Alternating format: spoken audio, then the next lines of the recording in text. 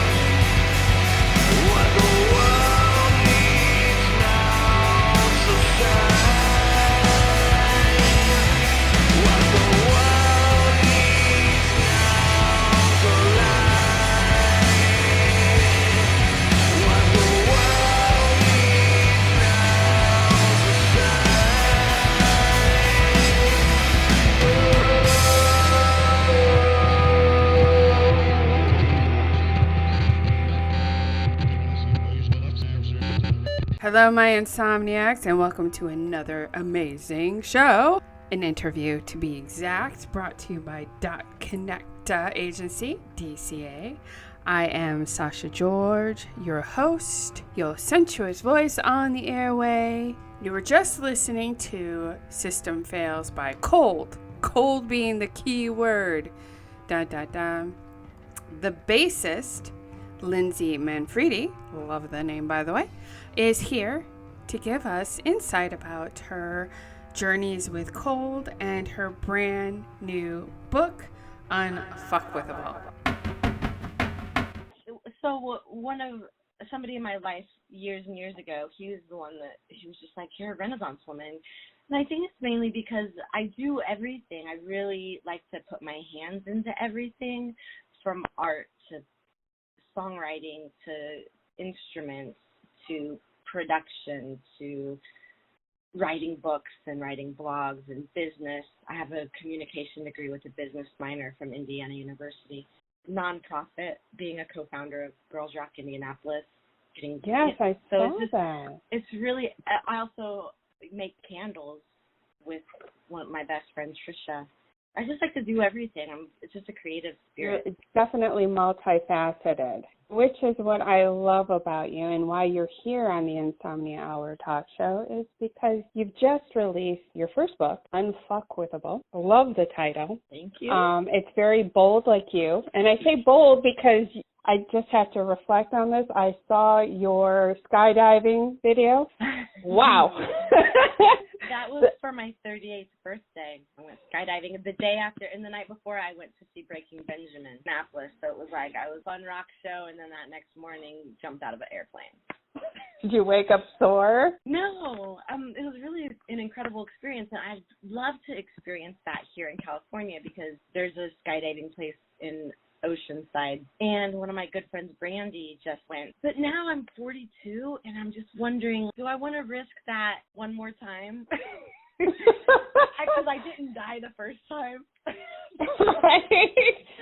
You're like, will I be bruised tomorrow internally? But you have so much to offer. You could travel and discover, like, the next herb that saves cancer. You never know. You never know. I don't think I'm that smart, but... Well, you're smart enough for self-discovery, and that's what I truthfully love this book, because I bought it yesterday. And much like your reviews, people say that they pick it up and they can't put it down, and some, I noticed, read it in one day. Very impressive. Mm-hmm. And I've learned a lot so far in the first 5 chapters so far prior to your interview. There's a lot about you, Lindsay. There's definitely something that built you to stand up for yourself, to be the first of many things for yourself, rebuilding and nourishment. One of them is in the music industry. You've been in it for 20 years, and now you're in the alternative rock group, Cold, as a bassist. Yeah. Now, because of your hardships, did you look to become a bassist? Or was it just therapeutically, or did you just jump right into seeking to play a music instrument? Well, when I was growing up, music was everything to me, and I grew up in a very religious home, and they would put taboos on the music we could or couldn't listen to, and I just didn't believe that was something that should ever be done, because I thought it was all an expression of art, and I believed that at a very young age. Like, as soon as Pearl Jam, from Seattle, so I grew up with Nirvana and Pearl Jam and Soundgarden and Smashing Pumpkins. So you grew up in the grunge. The 90s. And, it went from me loving Debbie Gibson and, this little pop rock, Madonna, all that stuff, Milli Vanilli, all that stuff. Yes. To falling in love with guitars and listening to all of this. I would smoke weed in high school, and I would sit in front of my stereo at a friend's house. I would just pick apart all of the music, all the instruments. I would listen to a song and listen to the drums, listen to the guitars, everything separately, and just put it all together. One of my favorite things about all that music was how lyrically driven it was, and how, Billy Corgan in the song Through the Eyes of Ruby, I was just discussing this with my good friend Lena last night. He says, we're forever frozen, forever beautiful, forever lost inside ourselves. When you can write like that and put perfect music to it that just drives you. You have an empathy. I couldn't even, I was like, I got to do this. I need to do this. You're like, forget a car. Just give me the guitar. Yeah, I didn't care. And I actually learned my dad had a classical Alvarez. It had nylon strings. and he had a Mel Bay book. Like, it didn't even have the cover on it. It was so old because he had it when he was in the Army. I grabbed a tuner, tuned that bad boy up, and I just started going from C to G, just trying to get the flow of how my fingers can go while I'm learning these chords. Did you get calluses? Oh, of course. Yeah, forever calluses. But that's good. It's like, that's what my daughter, she's like, oh, it hurts. It's like, yes, it hurts. It hurts. Sometimes it hurts. So you got to work through that. I mean, I used to play until, like, I would have to glue my fingers because they just hurt so bad. That is passion. Until I got the calluses. But then I would set the guitar down for months and I'd have to rebuild. Yeah, and it fits you. It shows that you have a unique drive. You know, you can hear that sort of passion in the way that you play. Because you can hear people who play the emotive, but you don't really feel the emotive. And I think that's what you're conveying from your experiences. You're talking through your instrument. I hope that is conveyed to everyone. I think that it is.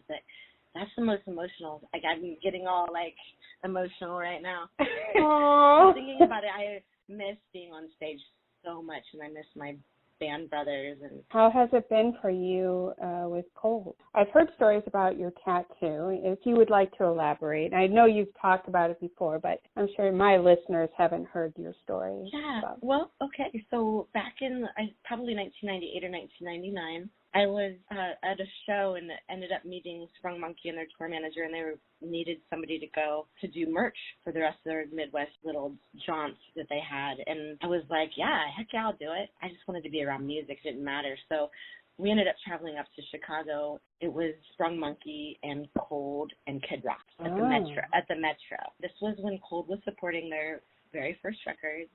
There was something about their live show, and I was like, where did these guys come from? It was fucking brilliant to me. And I got their first album, and I signed up for the street team, and I think at the time they were on Interscope, perhaps, or Epic, something like that. Anyway, fast forward, I was a body piercer as a living, like that. Wow. I ended up moving from Indiana to Florida to start a band, and like back in the day I had dreadlocks, and I traded in my car for I gotta look that up. I'll send you some photos. I've got some throwback Thursdays, I think, on my Instagram and stuff. But, I can't see you with dreads. That's awesome. Yeah. I rocked the dreads for years. I traded in my car for a van, and I packed up all my gear, and I was just like, fuck it, I'm going to go do this. So I went with my then bassist. We slept on couches, just whatever, and I put like little ads in the paper to start a band. You're your own businesswoman. I just needed to, that's what I wanted to do, and that's what we did back in the day. You know, you put it the back of the, like, Musicians Wanted. You know, my influences are whole, you know, all the things. So I ended up putting a band together in Tampa. It was called Pretty Machine Gun, and that's when I had my first, like, experience in a studio recording our little EP that we did. And that never really went anywhere because my guitarist would fight all the time. But at the time, I was really heavily into Glass. But it was an experience nonetheless. It was amazing. I actually got a ticket because I was speeding listening to it. Like, we had just gotten it back. We had just left the studio, and I'm like driving down, I think from like maybe Treasure Island to, I don't even remember, but it was like on that coast. I got pulled over, and I told the officer, I was like, I just recorded this EP, and I'm so excited. And I wasn't paying attention. He still gave me a ticket. But at the time, and that's like when 13 Ways to Bleed came out, and at the time I was like in this tattoo shop in Ybor City called Valhalla. Our shop was voted best of the Bay in 2002, and so I was running that ship. Like, we had a great clientele, and nonstop playing this album, driving my tattoo is crazy, because I was kind of the manager. Also, you were a singer and songwriter for this particular group? Right. Well, it was with my friend David Van Bremen. His brother was on drums. We had a guy named Jimmy. I don't even remember Jimmy's last name. And he was so important. Sorry, Jimmy. He was a guitarist. We needed a bass player, so I ended up like buying him a bass and a bass amp Wow, you were dedicated. Oh yeah, anything that it took to make the things happen. We would rehearse for 8 hours on Saturdays at David's parents' house, just in the middle of nowhere, Florida. And then I would go to work at the tattoo shop and work until 2 a.m. But yeah, that was my music was everything. And so 13 Ways to Bleed on Stage came out, and Cold was in Florida, so I got to see them at Gasparilla. I got to see them at what's that venue? The Masquerade. That we had a masquerade down the street from my tattoo shop in Ybor City. Hey. I just saw them as much as possible. So at that point, I had gotten a spider tattoo because I was a singer and I was holding the microphone. And my intention was like, I'm always going to represent this band because I'm always going to be holding a mic up. What made you like Cold so much? Was it just the music, or? It was the music and it was the lyrics. And Scooter's voice to me was so enthralling and hypnotic. It was that spirit. It was that spirit and the vulnerability, I think, of it. So for me to say sometimes I pinch myself because I get to work with this incredible artist. Right. Kind of, it just it gives me goosebumps because I just can't really believe. But so yeah, I got this tattoo, and then like in 2002 or 2003, and it ended up being in the sleeve of Year of the Spider because they had their fans send in pictures. And my photo's been like hanging up on Scooter's wall since this album was old. and when he called me, like when we had the first conversation about like he was your fan. Being Cold, yeah, he was like, we've been stalking you for a while now, and I watched your TED Talk, and I think that you're the one. And I was like, yes, I'm in. I am so in. I don't even care how this happens. It's done. I'll make it work. And my daughter's father, he was the first person I called because he was with me back in the day when I got the tattoo, and he was like, you said yes, right? And I said yes. And he was like, we'll work everything out. Like, we are proud of you, and you've worked so hard. This is your big break, and so I've had such a great support system from my family and my daughter because I'm not with her all the time, and she's right 16 and going through the shit. Right, going through the transition of teenager. Yeah, there's definitely some transitions happen. A whole other subject, but I'm very proud of her. She's a great artist, and I got this tattoo, and for some reason the universe said, "This is your dream. Here you go." And by the way, it's the one band that you have. It's the one tattoo of a band that I have is Cold, and I get to play with them. So that's pretty incredible. When working with them, do you feel it's a good collaborative? Like if you have a song suggestion like you've written, would they embrace it? I've taken suggestions before. And so is Nick. We all kind of just throw stuff in, but ultimately, that's good. Scooter is the main songwriter. Mm-hmm. When it comes to the songs, if I have a particular bass part I would like to do, they definitely are all ears. And oh, nice. I've gotten some, and I've gotten to help create. I got to help write one of the choruses on the new album. So that was which is the things we can't can't stop. Yeah. Right. The things we literally can't stop. Which is true, like the pandemic. It's so incredible just how it's almost like it was a foreshadowing of what was going to happen this following year, the shit. And we have to it's just a mess. And it's so funny because, like, the songs, The Devil We Know, and it's just talking about, like, let it all burn down because everything's fucked, and into, like, I want to see you shine, into, like, we've got to be better broken human beings. Like, all of the songs are just, I really swear, it's just, like, foreshadowing, snowblind, all of it.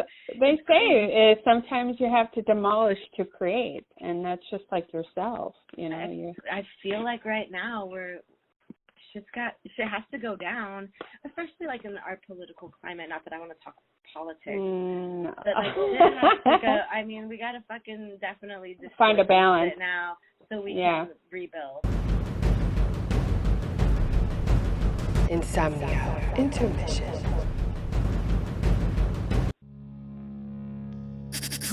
Coming at you.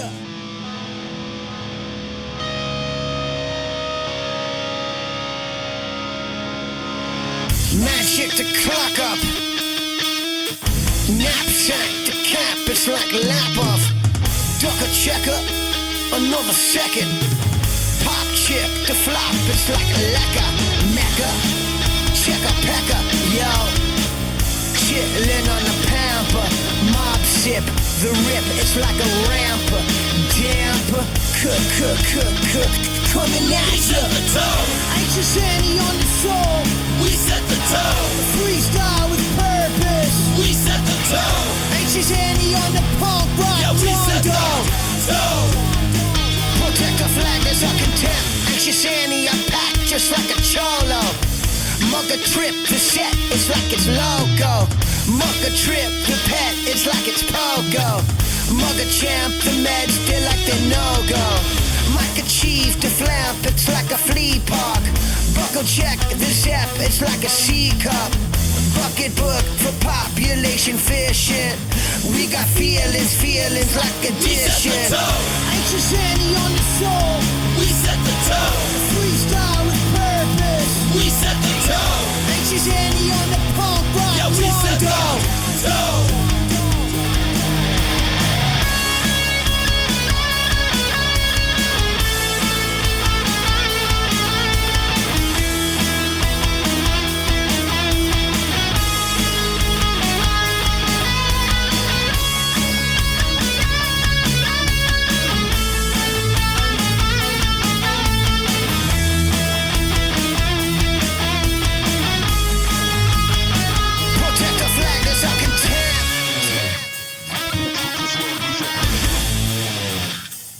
Protect the flag, there's our contempt. Protect the flag, there's our contempt. You're never flying solo. When you listen, we're soaring like the eagle. So high, the clouds could never reach us.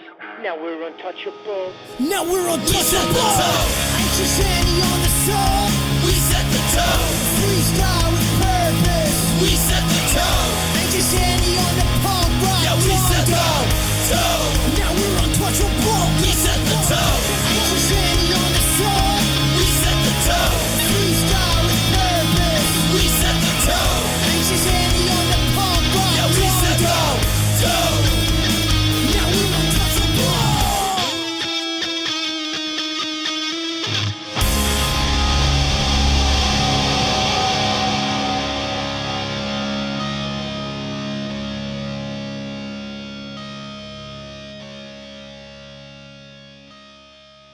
And now, back to the show. You're finally in a home of your creative musician life.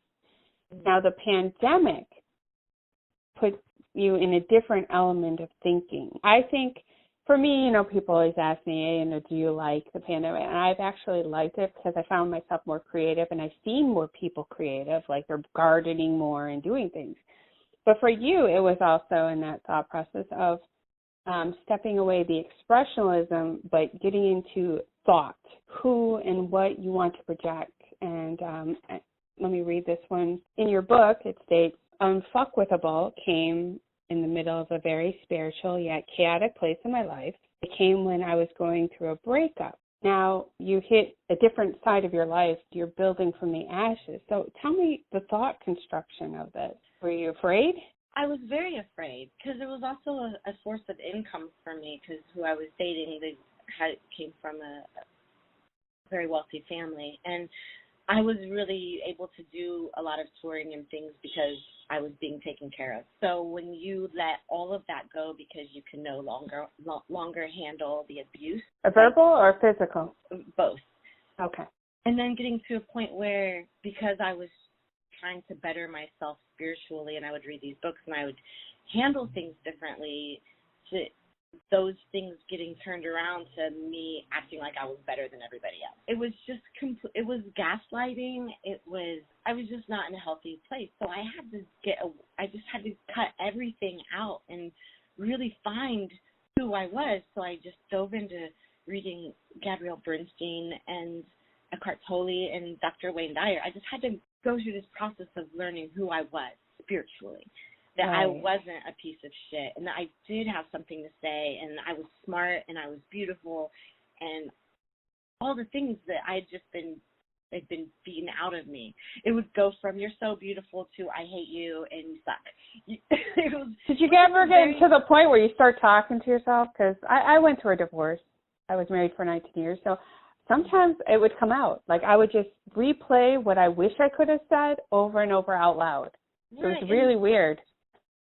But that's the cycle I really had to kind of stop doing, because the more I started reading The Law of Attraction, like Esther Hicks, and just the whole Abraham series about how the collective consciousness was speaking through them, and what we focus on expands. So if we continually have those conversations, that's going to continually replay, and we're going to relive that over and over again because we have those feelings. So whereas if we can pivot and we can think about the things we do want and start getting those happy feelings, that's when we can open up the world for the attraction for those things to come flowing into our lives. But ultimately, what we focus on expands, period, good or bad. You get what you ask for in life. You're attracting it to you. So why not live in our own power that we have, which most people are oblivious to. They are conditioned. We are conditioned, yes. And the post I'm writing right now is called "We the Sheeple." We are conditioned. And especially after watching The Social Dilemma this week, and that's really what made me come at it hard, because I don't want to come at it from a standpoint, like a mathematical standpoint, like all of the smart techie people in the film. You don't want people to come to this memoir and look at you as a doctor. Some people will take this as, oh, you're not specialized, you haven't gone to school for it, so how can you tell me how to live? So this is all about experience. It is about experience, but what I wanted to do with this blog post that I'm going to be posting either this week or next about being sheeple, basically talking about our ego selves and our spiritual selves, and what are we going to listen to more, because that's really kind of going to be the solution for us individually to step away from things. And if we can all individually have our own come to Jesus, so to say, then maybe things can start changing. Like if we can all get on the same page of Well, you state in your book a lot about you follow a spirit. Now, is it spirituality, which is based on the common sense and feeling of doing right and wrong, or are you looking to faith in your own mindset? It's faith in the universe. It's faith faith that we are God. Like we are from our Creator, so we're full of life, and life, light and love. So life beats the shit out of us. Yes, I agree. So what do we do with that, and why do we give away our power to other people when it's all within ourselves? Codependency, and that's it is codependency. A form of sickness. It is, and so my intention is for people to say, fuck everybody else. Like, what do I love? What am I going to do to make myself happy, to where if I've got my shit together, then I can help encourage other people to get their shit together, because you cannot give away what you do not have. Right. Period. So I want people to fill up on themselves, like in a good way, like a vibey, fucking hippie way. Even though I'm not hippie at all. You want people to take the time to understand rebuilding themselves. You're giving them a foundation from the dirt to the cement to the pillars, and to rebuild your house, but in a way that allows you to be the strength other people can reappreciate. And that's literally what people can visually see in your table of contents. It's like, you know what I mean? It's just like shit, man. And I talk about all of it. Like I'm open. Like, I mean, I don't mean to sound cheesy, but I'm literally an open book. But I love your bluntness, and that's where some people approach self-help where like Dr. Phil. Okay, I'm not discrediting Dr. Phil, but he's like a stuffy guy. You know what I mean? And then you come to you, which is the realism of, like you stated in your book, the reality of life living it and not being, you're street smart, you know what I mean? You're street smart, and you're just like, take what I've gone through and utilize it for your betterment. It's not a hard concept. No. You just need to feel like you're a lioness or a lion. I just want people to take the fucking power back. Have you had people write to you and actually go further than just the review, but actually look for more counseling? Yes, I have, and as a matter of fact, by the end of this month, I'm going to start offering coaching, and I'm gonna offer Skype coaching, so it's a one-on-one. They can talk about whatever they'd like. Does that interfere with your cold time? When I'm on, there'll definitely be times where, okay, we're on tour, so right now, I'm not taking any appointments, but we're not doing any. Great. We literally, and I constantly, my friends, people come to me for advice and smart about shit, and I'm level-headed. And yes, your voice in the book is great. Yes, it is. I like the strength. There's no hold back. It's very blunt. But some people, when they write books, they stray, or you can never tell where you began and where you left off, and you're like, well, where's the point? Right. But you stay to the point. Yes, and that's why the chapters are so short. I really wanted it to be one of those. So one of the books that changed my life when I was, I think in my early 20s was called He's Just Not That Into You. And I know that they made a shitty kind of movie about it years later. But this book, He's Just Not That Into You, is it was from one of the writers on Sex and the City, co-written with somebody. Okay, but anyway, it is a very short, to the point, like, he's just not that into you if he's not calling you. He's just not that into you if he's not dating you. He's just not that into you if he's fucking someone else. It was just very, and so in this book, he's just not that into you if, period. So these women are given these stories like, oh, but here, da-da-da-da, and so they're back with the advice, like, okay. They're clawing. They don't want to give up. They don't want to give up. And so I have a very low tolerance of bullshit in my life. And it's so funny because I was over at my friend Mary's in West Hollywood yesterday. And I like to go to her place to work sometimes because we're both working from home. And she's creating the skincare line. So she's online all the time. And you're doing the candles. And I'm just like, well, candles are in Fallbrook. So in LA, I'm writing. So I'm working on all this stuff and working on blog posts and working on just shit, right, for my business, from a business. Right. And she's on the phone with one of her friends, and this dude, she was supposed to have a date last night, and this guy has not called her yet. And I kept listening to Mary just tell her friend, but what is it? It was just constantly. And I looked at her, and I gave her this look, and she put it on mute, and I was like, I don't know how you're putting so much energy. If the guy isn't calling her to go out, then fucking he's not worth it, period. Bye, Felicia, and move on. Right. We don't have to be so wrapped up in what other people think of us and need other people's time. And I'm really getting to the point, because I've been single for 3 years now. I'm okay with that, and I think that the right person at the right time is going to come, but I'm not going to put up with shit. I'm not going to run around and try to chase somebody. I've got too much, and I think that people put their energy into other things when they could be putting their energy into the one thing. And Trisha, I was in Fallbrook making candles last week with Trisha, and I was obsessing over something, and she was like, Lindsay, why are you doing this? She's like, you have an empire to build. Don't fucking forget that. So why are you putting your energy into this?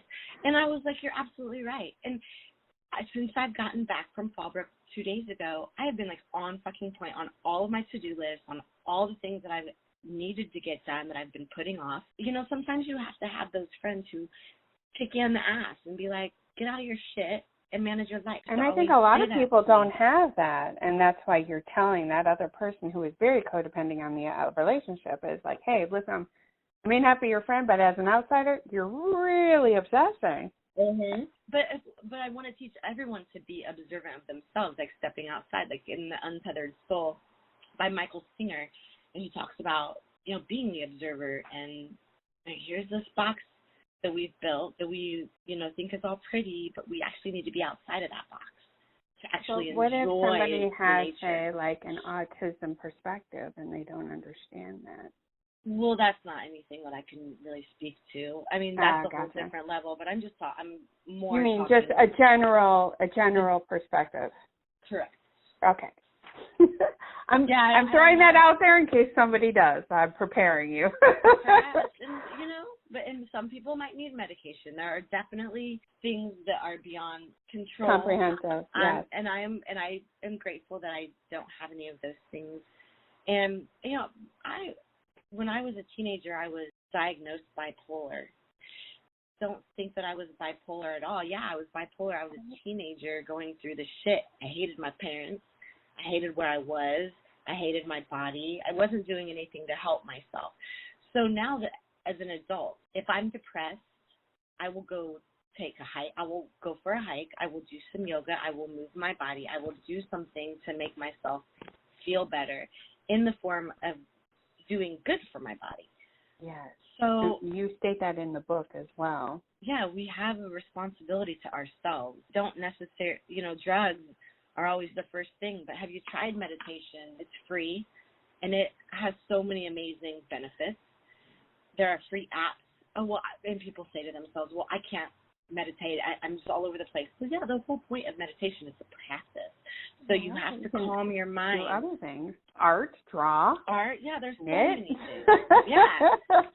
But I think people are so afraid to step out of that box because they're used to somebody like a bully in their lives who tells them to do things. Do the dishes.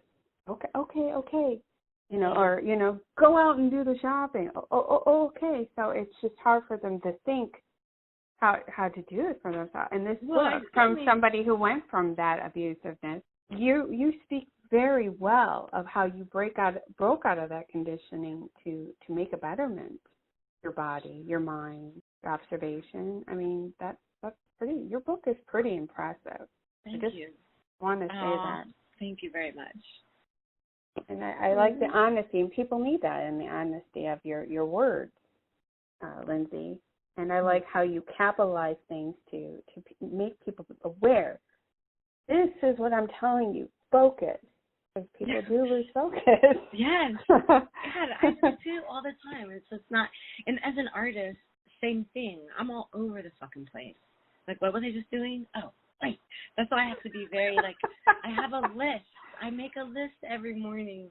It's the only way I can function because I'm like, Instagram, what's going on Instagram? Who's looked at my stories? Like, I have my own shit that I have to break out of, and that's why, right. You have your emails to deal with your fans. Yes. You have to respond to people. I'm super fast. As a matter of fact, somebody just sent me a direct message on Facebook. It was like, oh my God, thank you for your fast response. I was like, it's only going to be right now because I got to do some things. But right. I just really, it matters to me with that. It just matters. Everybody matters to me. To a point. My question is, do you feel proud of everything that you have implemented in this book? I know you get really great responses. How has the negativity responses come to you? Are they hurtful, or do you feel you can have changed a few things, or do you just say fuck you? Honestly, okay. Well, I'll be honest. I really haven't gotten any negative reviews of it. Good, it's been 5 stars across the board on every platform.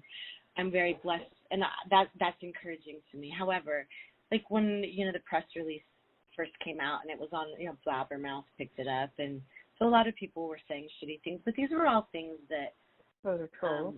They're trolls, and they haven't read the book. I don't give a right. fuck about if I'm fuckable or not. I'd fuck her.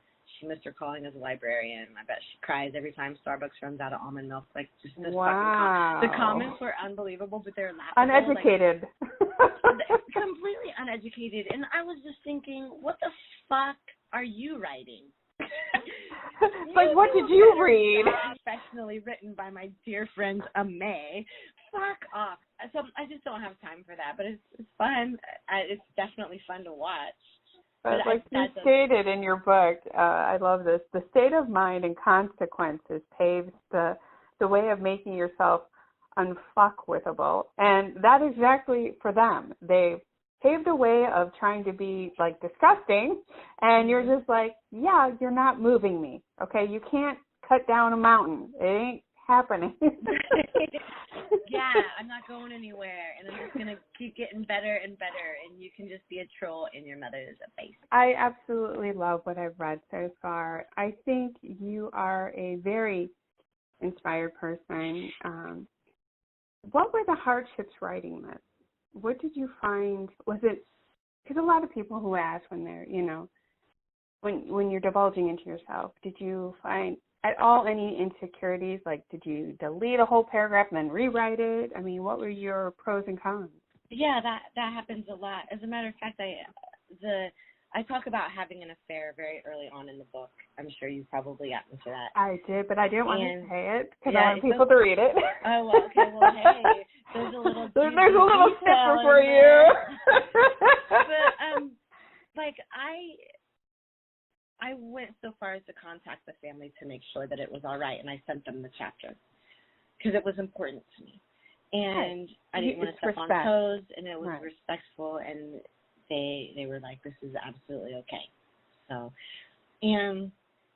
but yeah, I was scared, like talking about, you know, my great uncle molesting me when I was 14, which is like, what the fuck? Right. So yeah, there were scary things. My dad was like, you can't call it unfuckable. Nobody's gonna buy it. How are you gonna even advertise it? I don't know. He's just like, you know, whatever. And so I had originally written the book with fuck spelled backwards, but when I was sending this book to agents, they would be like, do you pronounce it uncuffable?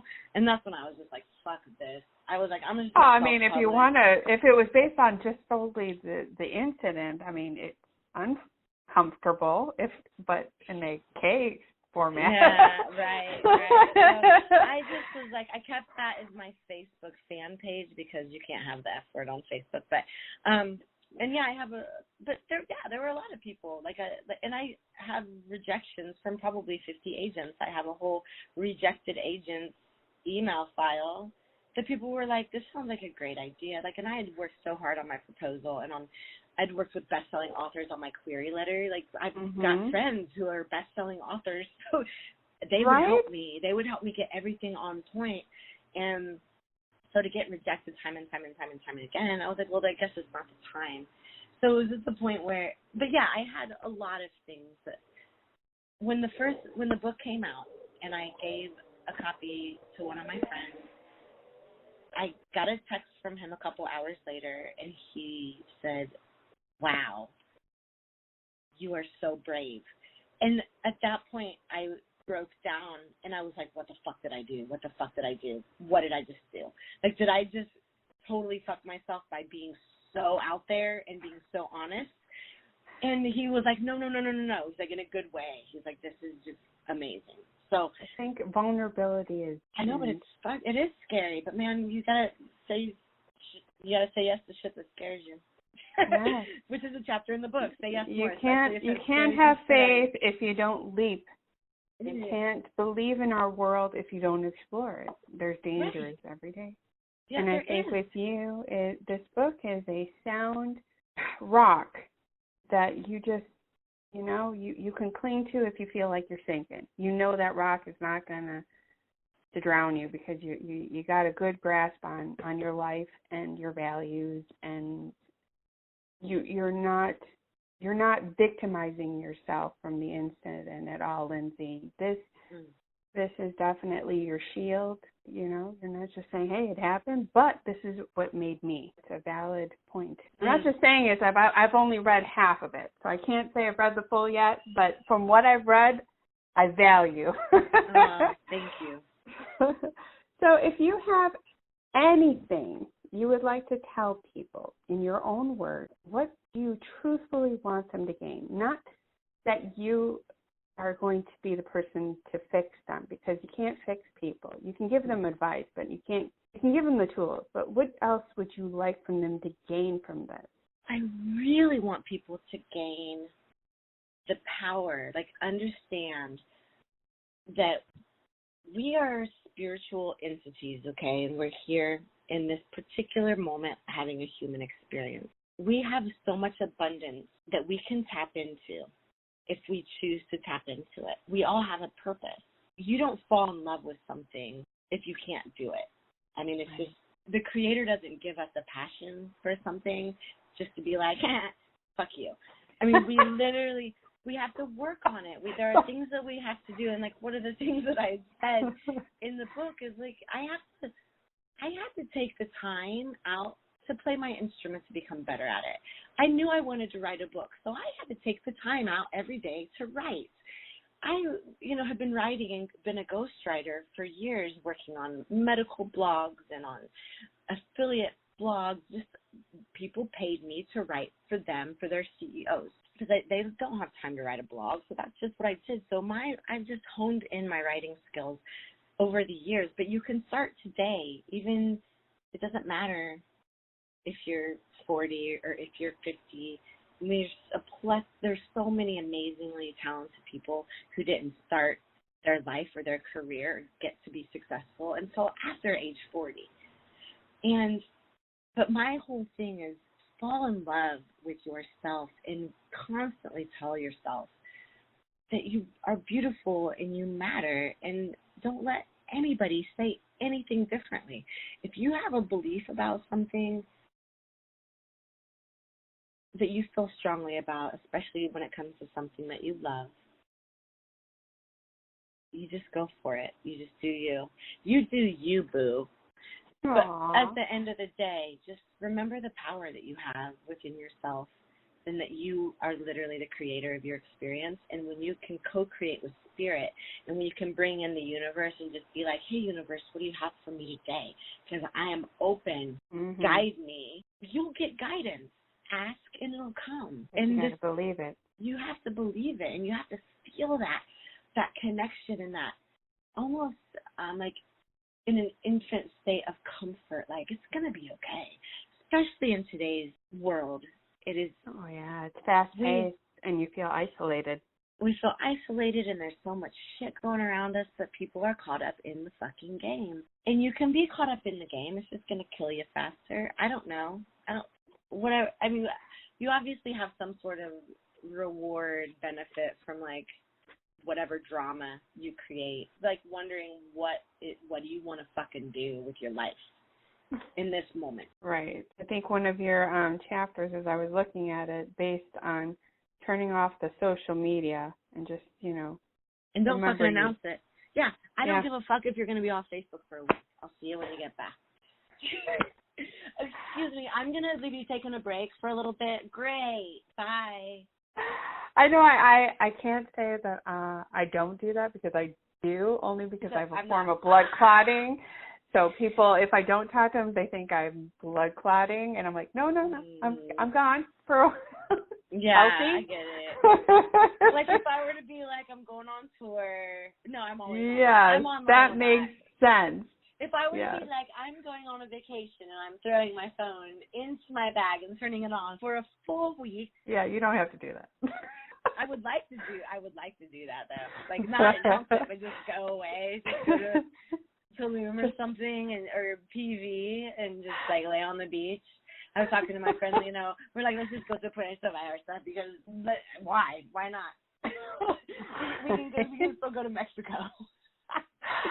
Get a group of people together that are all COVID free and just like hang out on the beach. You are such an impressionable person, Lindsay.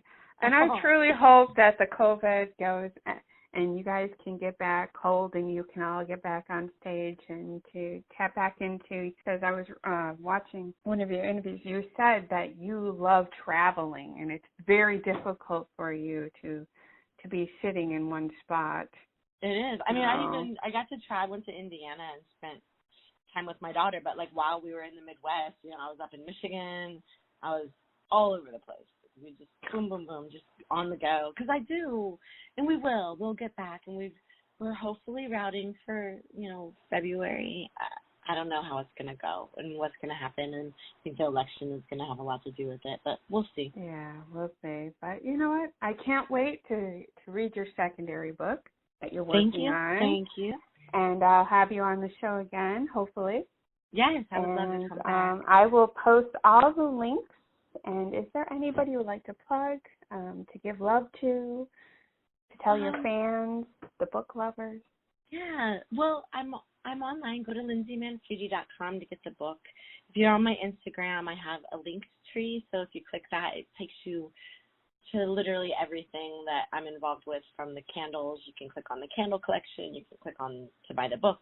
I'll read my blog because I have a lot of thought-provoking things on that, and the encouragements. I've been really doing better at posting weekly, because I let my blog go by the wayside for probably a year, and it happened. And I was like, I've got to get back into this. This is what I'm doing now, and I have to be more disciplined. Again, time blocking, making lists, getting shit done takes sacrifice that you have to do it. I should give a shout out to my band Cold. I miss them and I love them and all the Cold Army.